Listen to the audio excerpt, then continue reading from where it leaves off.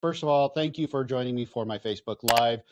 Every day I go live here at 9 a.m. Mountain Standard Time, and that is so that I can help you to succeed in business while winning at home, so you can stop existing and start living, so that you can build your business the way that you want and do what you want, when you want, where you want, and most importantly, with whom you want and how you want. So today I want to talk about the modern education system, how it has created imposter syndrome in you, the entrepreneur.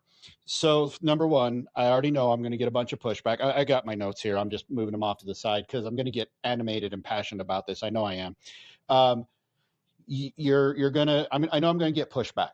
Yesterday, I released or gave not released. I gave insight into this program, the accessible coaching program that I'm creating, the Business Accelerator, Purposepreneur Business Accelerator, and I got a lot of comments and DMs of people like, I would love to do this, but I feel like I'm not qualified. I don't think I can do this. I don't think I'm qualified. So here's the problem: you have what's called imposter syndrome, and the problem is you were given this by the very education system that you went through. So let's talk about that. Number one, the education system was designed by industrialists to create workers, not free thinkers, not leaders. So the whole system is designed to keep you in your place. Think about it. It's here's a task, do the task. Here's a task, here's the task, do the task. You have a time limit, do it in this time, do it at this time, do it at this time. Everything is told you. You are literally designed to enter. You go through 12 years, and then if you want to get a degree, you go through another 4, 8, 13 years of education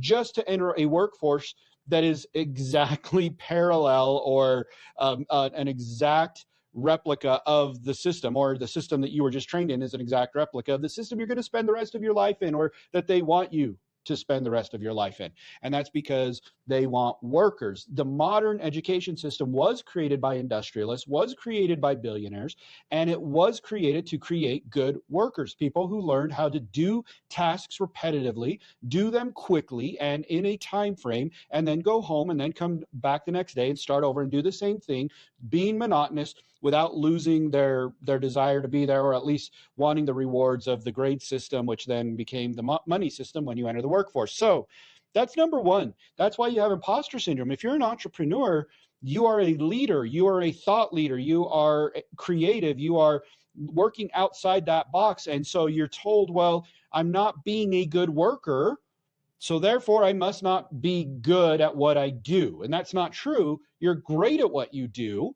just not in the system. You are the person who should have been creating the education system. You're at the industrialist level. That's a big word. Try to say that 14 times fast.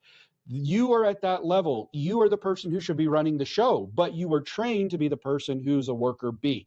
That's number one reason why you have imposter syndrome from the education system.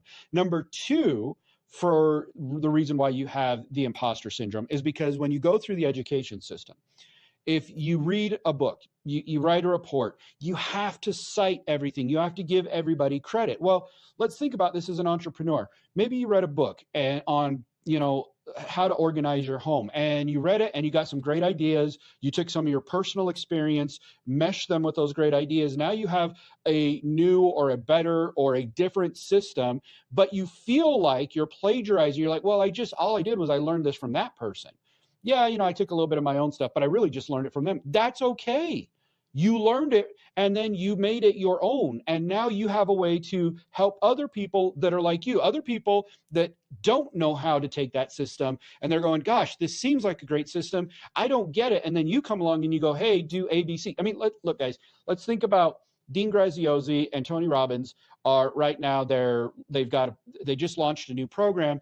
But when you look at the basic tenets of their course, when you look at the basic tenets of Russell Brunson's courses of how to create an online business, any course about how to create an online business, they're all very similar. In fact, Dean created the challenge model, and now everybody's doing challenges.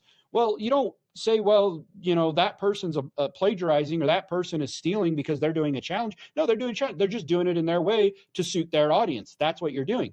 But school, getting back to why school makes you feel like an imposter, school tells you if you take somebody's idea and you don't exactly teach it the way that person taught it, and you don't cite that person as the inventor, creator, so on, it's plagiarism. It's plagiarism. You're plagiarizing. If you want to say this idea was, you want to say this is my belief or this is my idea, this is how I do things, but you don't exactly give that person credit. So the idea here is you were called a liar.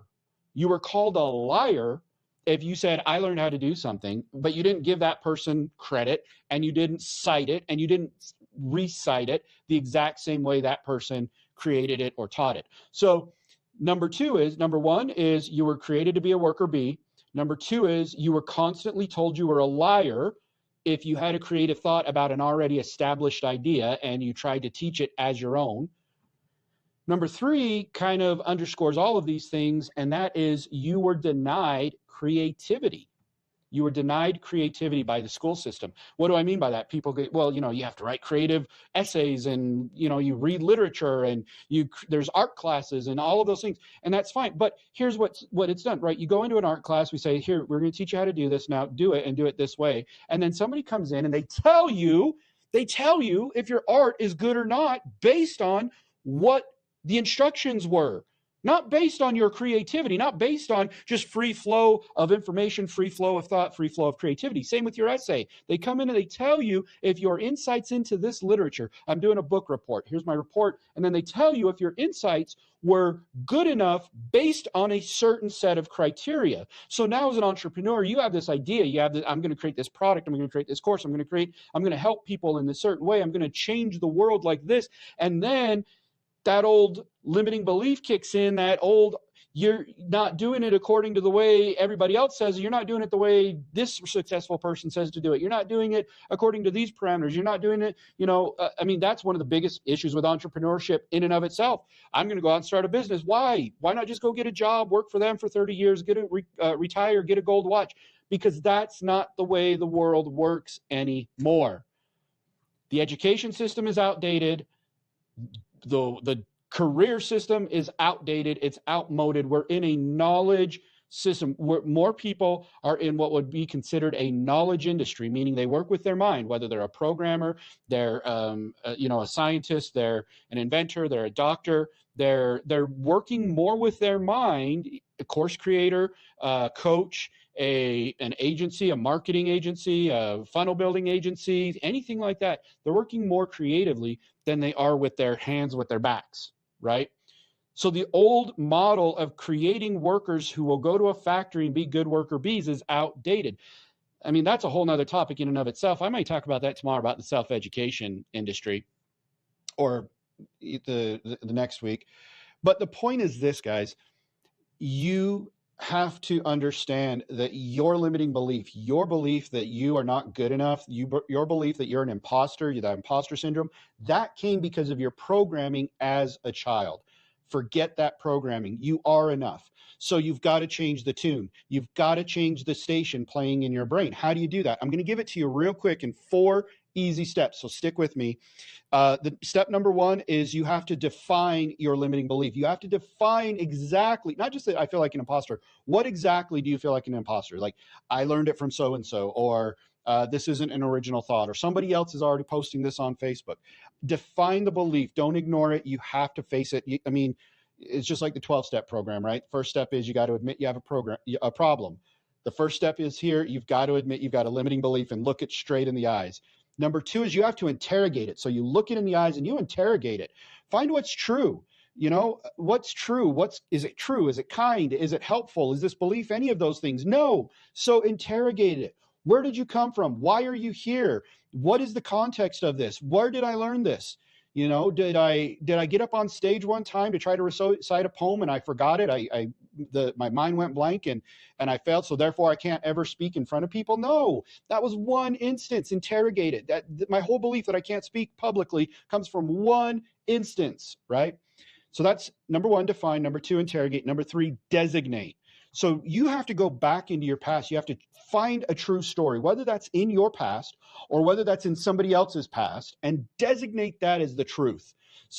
You say, okay, I failed because I forgot that poem and I look like a fool on stage. However, I've spoken in church dozens of times since then. What's the difference? Well, church, I feel comfortable because these are people who love me, who know me. We're all there to worship God.